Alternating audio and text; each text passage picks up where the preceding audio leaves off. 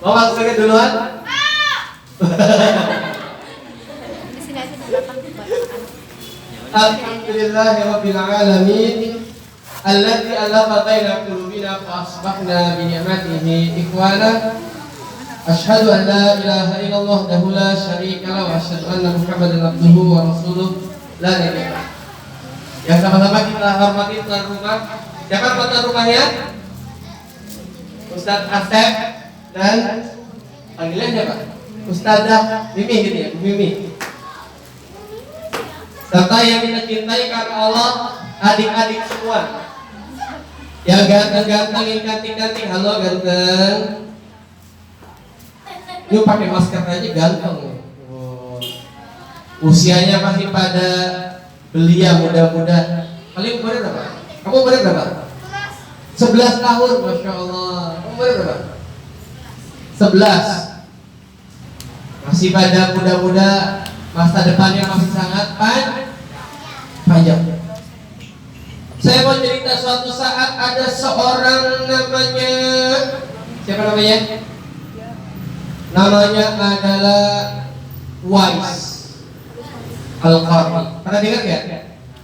Siapa namanya? Uwais Al-Qarni. Uwais ini orang miskin. Orang miskin. Gak punya harta banyak lah. Gak punya gadget. Coba dulu gak ada handphone ya. Gak punya handphone, apalagi? Kamu punya handphone?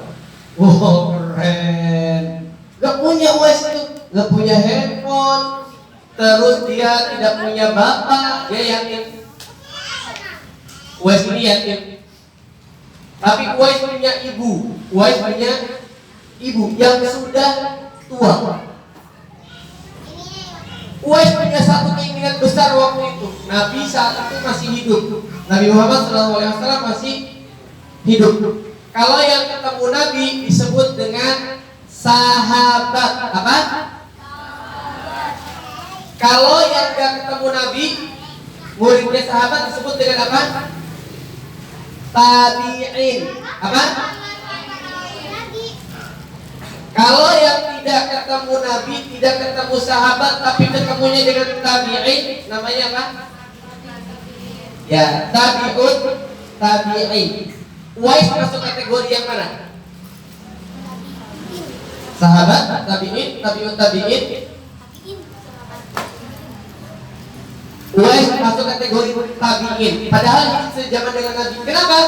Uwais minta, ya Allah, saya pengen ketemu sama Nabi Muhammad. Uwais doa terus. Tapi setiap kali Uwais minta izin sama ibunya, Bu, manggilnya apa ya? Umi gitu. Mau? Boleh nggak? Aku ingin pergi ketemu Nabi Muhammad SAW. Apa kata ibunya? Apa kata ibunya? Jangan dulu ya nak. Kalau mau pergi nanti ibu sama siapa? Umi sama siapa? Ya udah baik. Hingga akhirnya suatu saat tiba-tiba uminya mungkin dapat hidayah dari Allah gitu. Dipengong. Dipanggil lah Uwais. Uwais aku sih. Ada apa? Lihat. Uwais ini anak yang soleh. Nanti kita lihat kesolehannya kayak gimana dan apa yang terjadi dengan Uwais. Kamu benar-benar mau ketemu Nabi Muhammad? Nak? Mau Umi? Aku mau ketemu Nabi Muhammad. Serius? Iya. Ya udah kamu jalan, silahkan pergi ke sana. Rumahnya Uwais di mana tahu? Nggak tahu. Di mana rumahnya Uwais? Nggak ada. Di mana rumahnya Uwais? Di Jonggol. Itu mah Sodi Wakwau. Rumahnya di Jonggol. Di mana rumahnya Uwais, ibu? Yang di luar, di mana rumahnya Uwais, Bu? Di mana rumahnya Uwais? Saya jawab dapat hadiah nih. Di mall. Di mana rumahnya Uwais, Bu? Ada tahu, Bu? Hah? Di pos. Pos apa? Pos Ronda. Di mana rumahnya Uwais? Rumahnya Uwais itu dari negeri yang jauh, namanya negeri Yaman. Nabi tinggal di Madinah, Arab Saudi. Uwais dari Yaman, tempat dulu pasukan gajah berangkat untuk menyerang Ka'bah. Ada lagunya tuh. Pasukan gajah dari Yaman bawa manusia tak perasaan.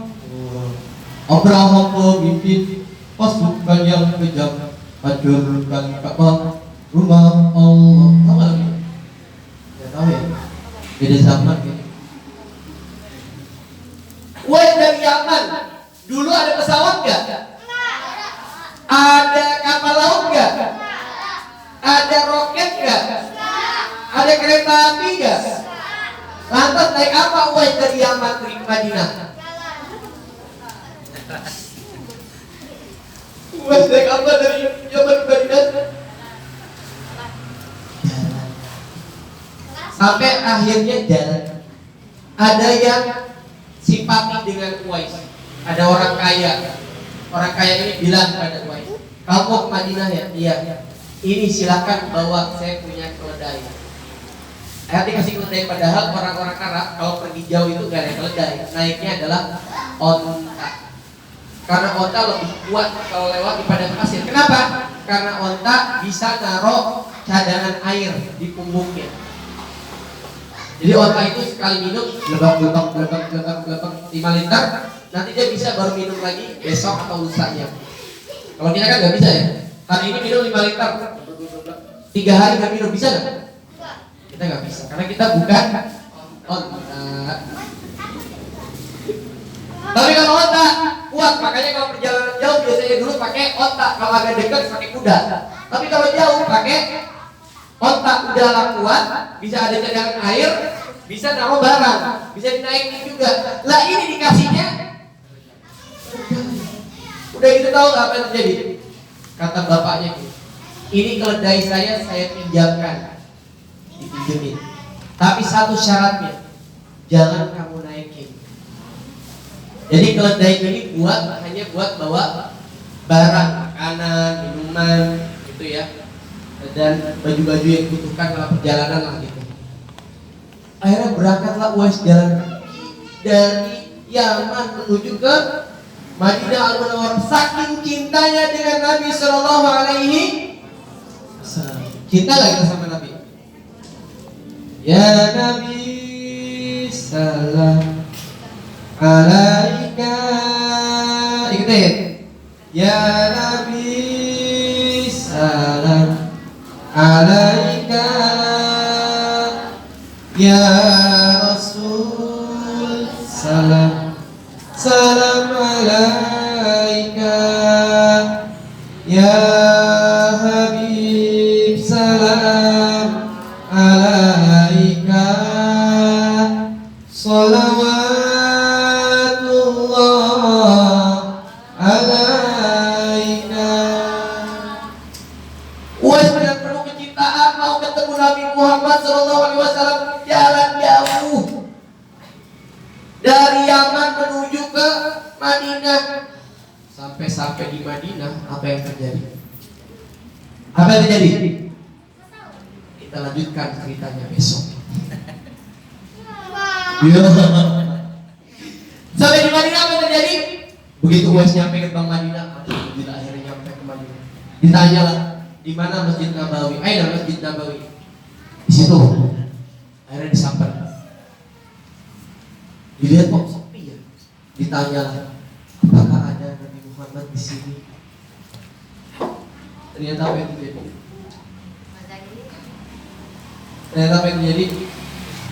Nabi Muhammad sedang tidak di kota Madinah. Bayangkan kamu dari Metren ke sini, jalan kaki jonggol, nggak usah jauh-jauh lah.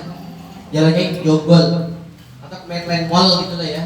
Mau ke rumah temannya, panas-panas, puasa kan ya, panas-panas belum minum. Begitu nyampe sana, teman kamu lagi nggak ada di rumah. Kira-kira gimana perasaan kamu? Ada yang bilang, yes, nggak ada di rumah. Ada yang gitu, atau malah jalan di pinggir, nggak ada orang. Sedih atau bahagia? Begitu juga jadi dengan Uwais? Uwais sedih. Udahlah dia menunggu lama ingin bertemu dengan Nabi Shallallahu Alaihi Wasallam. Tapi begitu berangkat diizinkan oleh umminya, ternyata Nabi sedang tidak berada di dalam kota Madinah Al-Munawwarah. Akhirnya karena Uwais nggak bisa lama-lama kan, Uwais pulanglah dari Madinah kembali ke Yaman tanpa sempat bertemu dengan Nabi Shallallahu Alaihi Wasallam. Tiba-tiba, tiba-tiba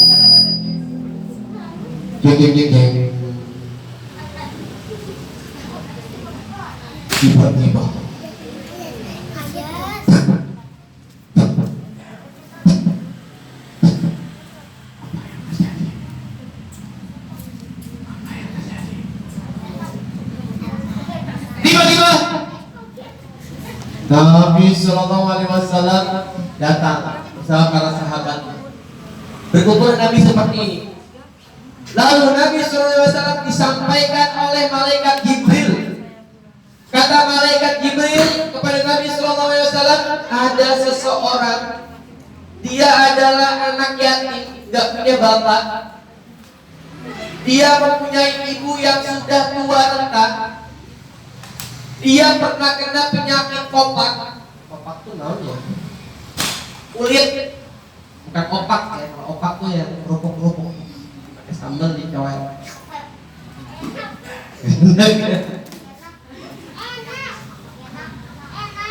Oh iya, enak nggak enak nggak? Nah, kata malaikat, kalau dia berdoa, kalau Uwais berdoa, ini anak yatim.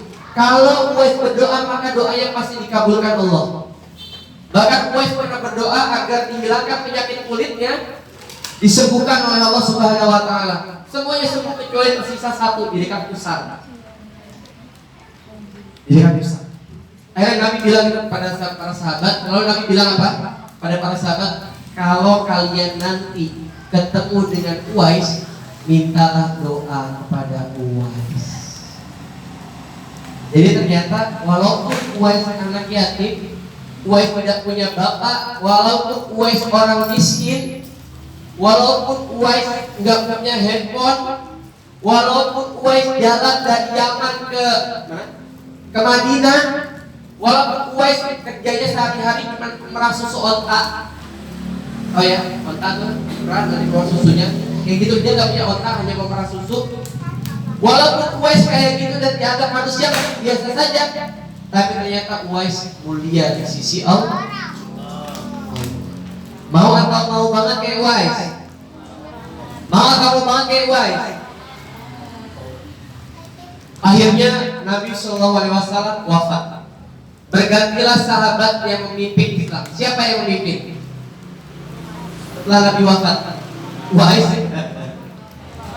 Abu Bakar. Maka salah satu program kerjanya Abu Bakar adalah finding Uwais, nyari Uwais.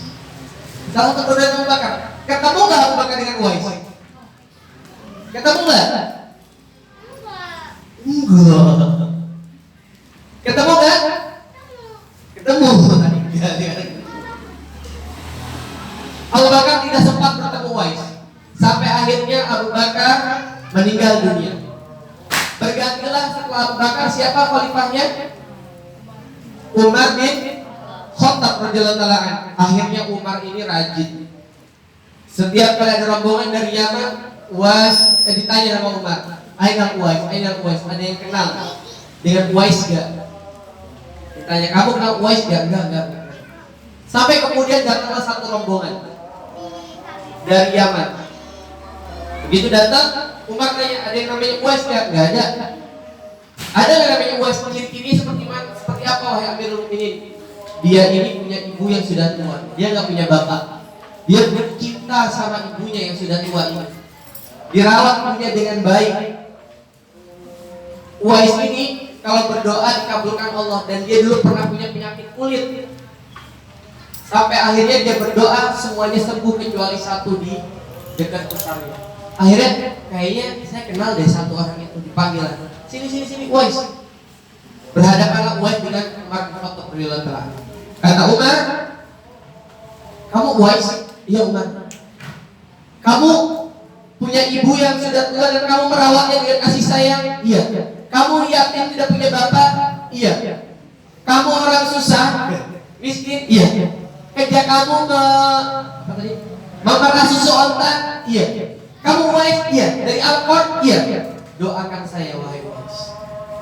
Umar, presiden. Umar, Jokowi lah presiden, pemimpin tertinggi umat Islam pada saat itu, minta didoakan kepada seseorang yang profesinya adalah pemerah susu sapi, susu onta, pemerah susu onta. Karena Umar tahu kemuliaan di hadapan Allah bukan dari profesinya, bukan dari gelarnya, tapi dari ketakwaannya kepada Allah.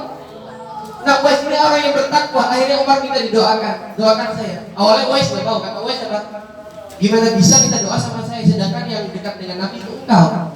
Masa kau minta doa sama saya? Hingga akhirnya Wais mendoakan Umar bin Khattab radhiyallahu anhu. Akhirnya kisah ini menjadi kisah yang viral,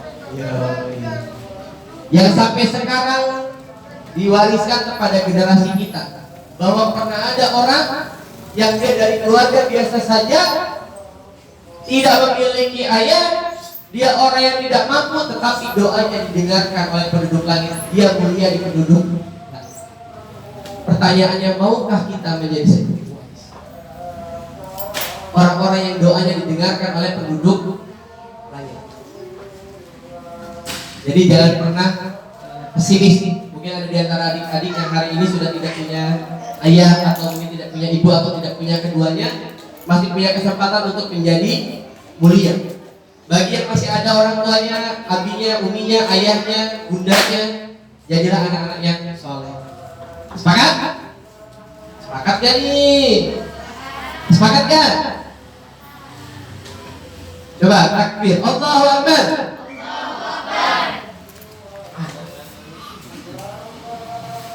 Lihat, ternyata kesempatan menjadi mulia itu besar. Maka Nabi Sallallahu Alaihi Wasallam juga ketika lahir punya orang tua nggak Nabi? Awalnya tidak punya bapak, hanya punya ibu. Waktu Nabi kecil, tapi kemudian ibunya juga meninggal. Nabi kecil sudah menjadi yatim piatu dan Allah muliakan Nabi Sallallahu Alaihi Wasallam. Ini mungkin beberapa hal dari saya yang benar tentunya datang dari Allah Subhanahu Wa Taala, yang salah dari saya tadi. Karena bentar lagi, berapa menit lagi? 5 menit lagi. Sudah mau masuk waktu buka. 5 menit lagi benar? Ya. Sebentar lagi sudah mau azan. Kita perbanyak doa 1 menit. Kalau di saya. Kita banyakin doa kepada Allah Subhanahu Wa Taala agar Allah mengabulkan doa-doa kita, agar Allah menjadikan kita sebagai anak-anak soleh dan soleh.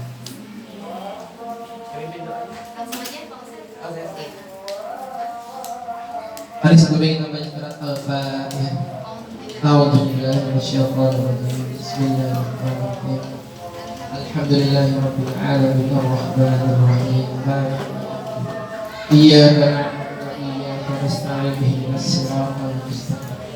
Siratal ladzina an'amta 'alaihim ghairil maghdubi 'alaihim waladdallin.